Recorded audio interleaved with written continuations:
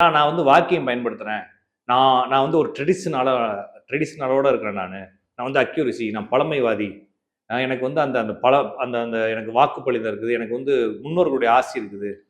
ஒரு ஒரு நான் வந்து ஒரு மித்தா இருக்கேன் அப்படின்ற கடவுளோட பிளெஸிங்ஸ் எனக்கு அப்படின்ற ஃபீல் கொடுக்கறதுக்காக சிலர் என்ன செய்யறாங்க, நான் வாக்கியம் தான் பார்ப்பேன் அப்படின்னு சொல்லுவாங்க. சிலர் வந்து மக்கள் இதெல்லாம் நம்பாதீங்க, இது சயின்ஸ், ஜோசியம் வந்து சயின்ஸ், இது பியூர் சயின்ஸ். எனவே வந்து திருக்கணிதங்கிறது அப்டேட் வேர்ட்ஸன்.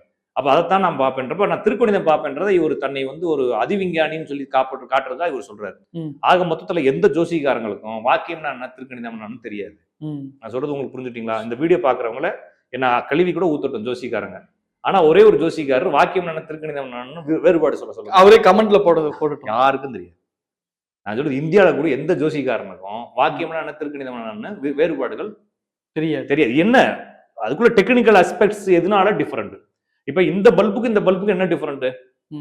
ஒன்னு வாட்ஸ் டிஃபரெண்ட், ஒன்னொன்னு டெக்னாலஜி டிஃபரெண்ட், ஒன்னொன்னு அது வேற மெத்தட். இது வந்து கண்டினியூஸ் ரைட்டிங், ஒயர்லெஸ் இருக்கலாம், இது பேட்டரியா, இது மாதிரி நிறைய டெக்னிக்ஸ். நான் என்ன சொல்றேன்னா, வாக்கியத்துக்கு திருக்கணிதத்துக்கு என்ன டெக்னிக்கல் அப்படின்னா யாருக்கும் தெரியாது. வாக்கிய பஞ்சாங்கம்னா மஞ்சள் கலர்ல இருக்கும், திருக்கணித பஞ்சாங்கம்னா ரோஸ் கலர்ல இருக்குன்னு மாத்திரை, வெள்ளை கலர் மாத்திரை ரோஸ் கலர் மாத்திரைன்ற அளவுக்கு தான் தெரியும். ஓகே, அதுக்கு மேல உள்ள என்ன டெக்னிக்கல் இருக்குன்னு தெரியாது. அப்ப இது எப்படி உருவாக்கப்பட்டது, எந்த பேஸ்ல இருந்து வந்ததுன்னு தெரிஞ்சா தான் இது சரியானது எதுன்றது புரிஞ்சுக்க முடியும்.